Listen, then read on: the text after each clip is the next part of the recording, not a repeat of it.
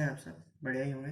तो कल हमने जो टॉपिक कवर किया था वो था हमारा last topic, displacement of hydrogen from the acids by metal.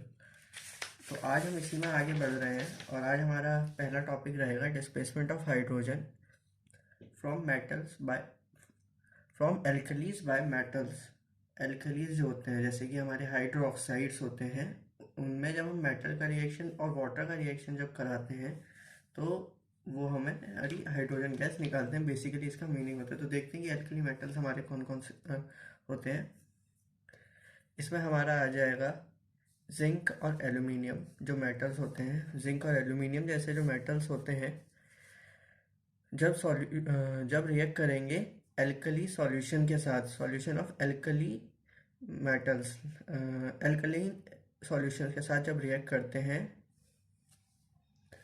तो क्या देते हैं, जैसे कि एल्कली सॉल्यूशन हमारे हो गए सोडियम हाइड्रोक्साइड और पोटेशियम हाइड्रोक्साइड। तो क्या प्रोड्यूस करते हैं? Hydrogen gas.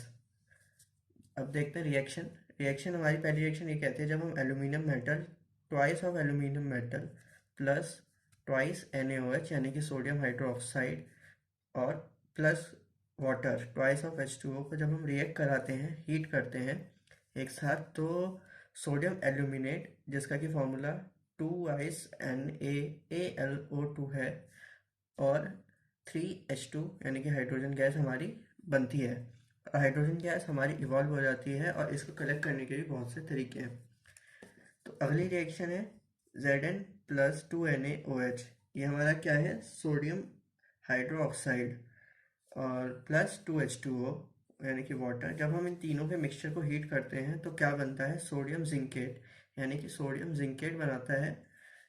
जब जिंक और ये मिक्सचर हमारे ये करेगा और हाइड्रोजन गैस इवॉल्व हो जाती है। इसके बाद जो हमारा नेचुरल मेथड या फिर हम इसे कहें कि सिंपली जो हम बना सकते हैं, उसमें जो अगला मेथड है वो हमारा electrolysis of water produces hydrogen gas. Electrolysis method से हम हाइड्रोजन गैस बना सकते हैं। ये देखिए किस पर काम करता है। इलेक्ट्रोलिसिस है तो बेसिकली आपको पता होगा कि इलेक्ट्रोलिसिस इलेक्ट्रिक करंट पर वर्क करता है।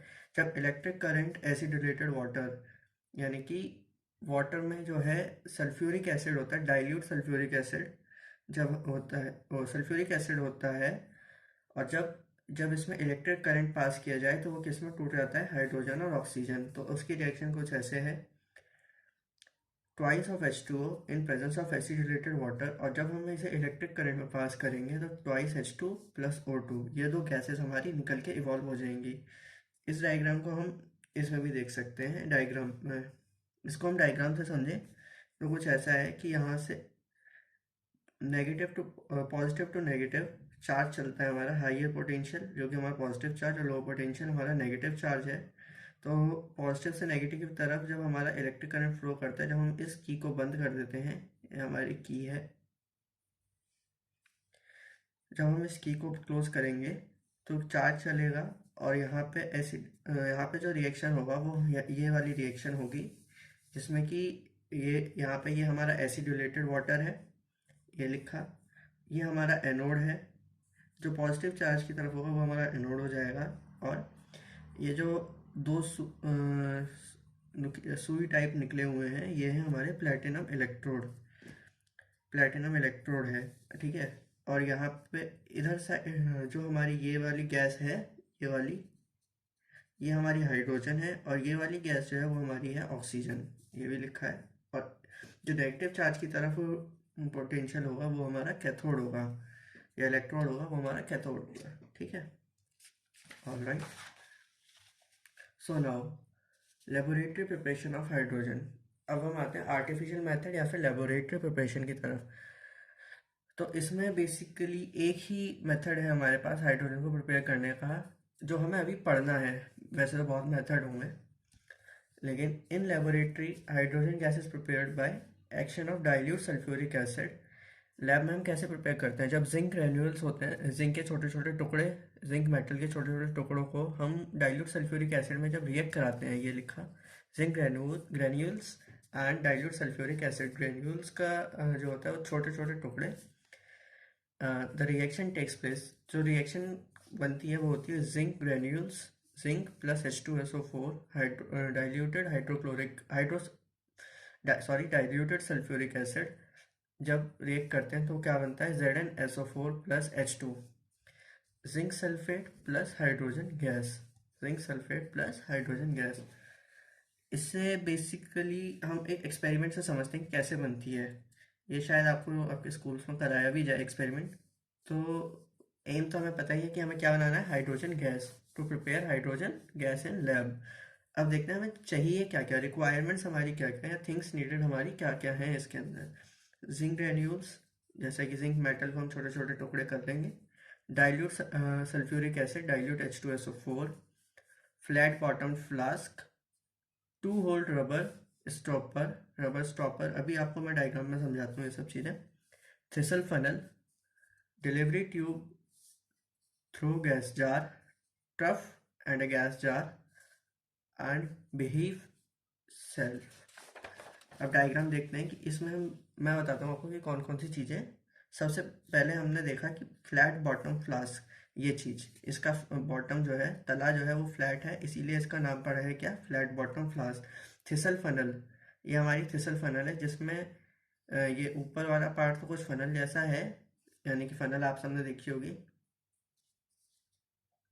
हिंदी में शायद उसे कौन बोलते हैं, फनल जैसा है, आइसक्रीम का कौन सा आपने खाया होगा, उस टाइप का कुछ है। और यहाँ पे ये गोला गोला गोल सा है, फूला हुआ, इसीलिए इसे एक अलग ही नाम दिया गया है, थिसल फनल। और ये रॉड है जो कि सीधा हमारा केमिकल डालेगी, ठीक है। फिर जब ये हीट होगा, इसमें हम नीचे से हीट भी देते हैं शायद, जब ये रिएक्शन होगा तो इसमें से जो गैस इवॉल्व होगी वो इस पाइप के थ्रू यहाँ पे आएगी, और जो गैस है वो यहाँ पे हमने इसमें वाटर भर रखा है, वो बबल्स के फॉर्म में ऐसे निकल जाएगी। अब बात करते हैं हम रबर स्टॉपर की। तो रबर स्टॉपर आप सबने देखा होगा, जैसे कि आप सबने बचपन में वो सोडा पिया होगा इसमें कंचा होता है बोतल के उसमें, तो उस टाइप का कुछ होता है। या फिर टॉम एंड जेरी में आपने काफ़ी बार देखा होगा, जो कि वाइन वगैरह की बोतल्स के ऊपर वो लगा के रखते थे, या पानी की बोतल के ऊपर फिट करते थे जिससे कि पानी बाहर ना जाए। फ्लैट बॉटम फ्लास्क हो गई, ये डिलीवरी ट्यूब बोलते हैं हम इसे। ये होता है हमारा बिहाइव शेल्फ, ये वाला पूरा अपरेटस। और और क्या रह गया, ये रह गई हमारी ट्रफ। ट्रफ मतलब कि एक पतीला या फिर कुछ बड़ा सा इक्विपमेंट जिसमें हम कलेक्शन कर सकें पानी का, ठीक है। अब हम वापस आते हैं अपने एक्सपेरिमेंट पे। तो रिक्वायरमेंट्स हमने देख ली, तो मेथड क्या है। सबसे पहले हम जिंक ग्रैन्यूल्स को क्लीन फ्लैट बॉटम फ्लास्क में पुट करेंगे, जो कि हमारे ये फ्लास्क है, इसमें हम पुट करेंगे जिंक ग्रैन्यूल्स, यानी कि इसमें नीचे क्या है, जिंक ग्रैन्यूल्स हैं। और जब हमने इसमें डाल दिया तो इस थिसल फनल की हेल्प से हम इसमें डाइल्यूट H2SO4 डालेंगे। क्या डालेंगे, डाइल्यूट H2SO4,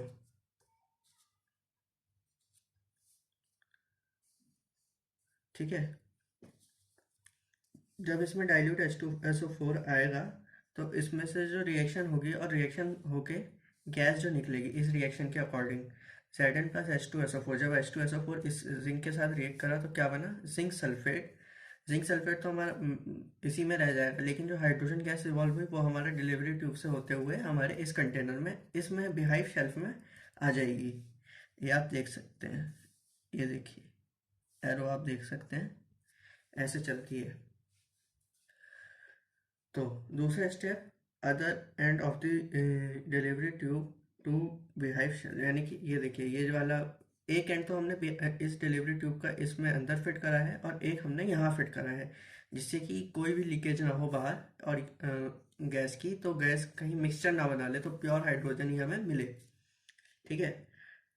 और जब हमने इसमें मैंने आपको थर्ड स्टेप में यही लिखा है कि जब हम इसमें से इस थिसल फनल में से H2SO4 डालेंगे, इस तरह से आप देख सकते हैं, जब हम four dilute H2SO4 through thistle funnel, जब हमने थिसल फनल से H2SO4 डाला तो वो जिंक ग्रेन्यूल बनाता है, और जिंक ग्रेन्यूल के साथ रिएक्ट करके ZnSO4 जिंक सल्फेट बना लेता है। तो अब बात आती है कि चलिए ये सब हो गया, प्रोसेस हो गया, हमारा हाइड्रोजन गैस भी हमारी यहाँ पे आ गई। लेकिन अब बात आती है कि हमें कैसे पता चलेगा कि हाइड्रोजन गैस हमारी प्योर है या इम्प्योर है। तो इसे भी वेरीफाई करने का एक मेथड होता है कि जो हमारी पहली 2-3 ड्रॉप्स होती हैं जो तो पहले कुछ बबल्स होंगे, 10 से 12 बबल या 2-3 बबल्स जो भी है कि बताया जाए, सही समझे, तो उन बबल्स को आप निकाल दें, मतलब कि ऐसी ओपन में एयर में छोड़ दें, क्योंकि हो सकता है कि उसमें कुछ एयर का कंटेंट हो, यानी कि ऑक्सीजन हो या नाइट्रोजन हो या कुछ हो ऐसा। उसके बाद जो आपकी एयर आएगी वो वाटर को, जो लाइट एयर की टेंडेंसी क्या होती है हवा की या फिर किसी भी गैस की, वो ऊपर की तरफ सेटल होती है हमेशा। तो वो आपके पानी को बाहर निकाल के खुद ऊपर की तरफ भरती चली जाएगी। तो इस तरीके से हम हाइड्रोजन गैस कलेक्ट कर लेंगे, और जब सारी रिएक्शन कंप्लीट हो जाएगी तो ये हाइड्रोजन गैस से भर जाएगा, और इसमें से फिर अपने आप ही हाइड और धीरे धीरे जैसे हाइड्रोजन गैस ऊपर बढ़ती चलेगी तो पानी का लेवल भरता कम होता चला जाएगा, तो पानी हमारा कहाँ आएगा, इस ट्रफ में आ जाएगा। तो इस तरीके से हम हाइड्रोजन गैस भी कलेक्ट कर सकते हैं। प्रिकॉशंस अभी तो आपको यही लेने हैं कि घर पे इसे ट्राई मत करने लग जाइएगा बस। सो आज अगला टॉपिक हमारा क्या है आज का, properties of hydrogen. Properties of hydrogen, properties कितनी तरीके की होती हैं, फिजिकल और केमिकल। केमिकल प्रॉपर्टीज की किस एलिमेंट के साथ कैसे रिएक्ट कर रहा है, क्या प्रोडक्ट बना रहा है, क्या कुछ है उसका वो, तो वो सब। और फिजिकल प्रॉपर्टीज हमारी कि उसका नेचर कैसा है, डेंसिटी कैसी है, सॉल्युबिलिटी इन वाटर यानी कि सॉल्युबिलिटी कैसी है, melting and boiling point and flammability. तो हम स्टार्ट कर रहे हैं फिजिकल प्रॉपर्टीज। फिजिकल प्रॉपर्टीज क्या होती हैं basically, it is a nature. Physical properties में हमारे 5 कैटेगरी हैं, nature, density, solubility, melting and boiling point and flammability. Nature, nature कैसा है गैस का, कलरलेस है। क्या आप जब हवा में चल रहे हैं, जैसे कि कल मैंने बताया था कि हाइड्रोजन होती है लेकिन लेस देन 1% होती है, लेकिन क्या आपको हवा में हाइड्रोजन दिखती है, नहीं, तो इसीलिए कलरलेस है। क्या आपको कोई अलग स्मेल आती है गैस के अंदर, नहीं, इसीलिए वो ऑर्डरलेस। ऑर्डरलेस मतलब कि स्मेल नहीं है उसमें। टेस्टलेस, जब आप हवा टेस्ट करोगे तो कोई टेस्ट नहीं आएगा। और एक मेन पॉइंट कि ये नॉन पॉइजनस गैस है। आप इसे खा, अगर आपकी गलती से भी ये चले गया अंदर शरीर के, तो आप मरोगे नहीं इसे, आपकी बॉडी खुद ही एमिट आउट कर देगी इसको। नाउ डेंसिटी, जैसे कि कल ही हमने डिस्कस करा था कि लाइटेस्ट और सिंपलेस्ट एलिमेंट है, तो इसकी वजह से इसकी डेंसिटी वाटर से भी कम है। वाटर की डेंसिटी होती है 1 ग्राम पर डेसीमीटर क्यूब या सेंटीमीटर क्यूब, जो भी 1 होती है वाटर की डेंसिटी, लेकिन इसकी डेंसिटी क्या है, 0.09 ग्राम पर डेसीमीटर क्यूब, बहुत ही ज़्यादा कम होती है। क्योंकि फिर अगला पॉइंट आता है सॉल्युबिलिटी इन वाटर। हम कहते हैं कि वाटर हाइड्रोजन से बना है, लेकिन क्या, लेकिन जो सॉल्युबिलिटी है कि मतलब कि कितना ये घुल घुल सकती है पानी के अंदर, अगर हम 1000 क्यूबिक सेंटीमीटर पानी लें और उसमें अगर हम, तो उस पानी में कितनी हाइड्रोजन मिलेगी, सिर्फ 21.4 ही हाइड्रोजन हम मिला सकते हैं। नाउ अगला point, melting point and boiling point. Melting point of hydrogen is कितना, -259 डिग्री सेल्सियस, माइनस का 259 डिग्री सेल्सियस, ये कि बहुत ही ज़्यादा इम्पॉसिबल है किसी भी साइंटिफिक कंडीशन के लिए कि इस टेम्परेचर पे पहुंच सके। और बॉइलिंग पॉइंट क्या है, -253 डिग्री सेल्सियस, ये भी बहुत ही कम टेम्परेचर है। नाउ अब हम बात करते हैं फ्लेमेबिलिटी। फ्लेमेबिलिटी मतलब कि कोई कितनी आसानी से आग पकड़ता है, कितनी मुश्किल से आग पकड़ता है कोई भी सब्सटेंस। कल मेरे से एक गलती हुई थी, मैंने आपको इनफ्लेमेबल का मीनिंग जो आसानी से आग ना पकड़े उसको बताया था, लेकिन मीनिंग है कि जो आसानी से आग पकड़ ले सब्सटेंस, उसे हम इनफ्लेमेबल बोलते हैं। हाइड्रोजन जो है वो हमारा आसानी से आग पकड़ लेती है और जब जलती है, जैसे कि इस एक्सपेरिमेंट में हमने हाइड्रोजन गैस कलेक्ट करी थी, जब हम जिस कंटेनर में हम हाइड्रोजन गैस को कलेक्ट करेंगे ना, जब हम उस कंटेनर के आसपास कोई भी माचिस लाएंगे, तो आप ध्यान से सुनेंगे, जब वो माचिस बुझेगी या फिर हाइड्रोजन के उसमें वो आएगी कांटेक्ट में, तो वो पॉप साउंड करेगी और बंद हो जाएगी। इसीलिए हमने यहाँ पे कहा है कि hydrogen Burns with a pop sound. यही आज का लास्ट टॉपिक था। कल, अब हमें इस टॉपिक में एक केमिकल प्रॉपर्टीज और दूसरा हमारे यूजेस बचे हैं, अगली वीडियो में हम वो डिस्कस करेंगे। होप आज की वीडियो आपको पसंद आई होगी। Please like share subscribe drone academy.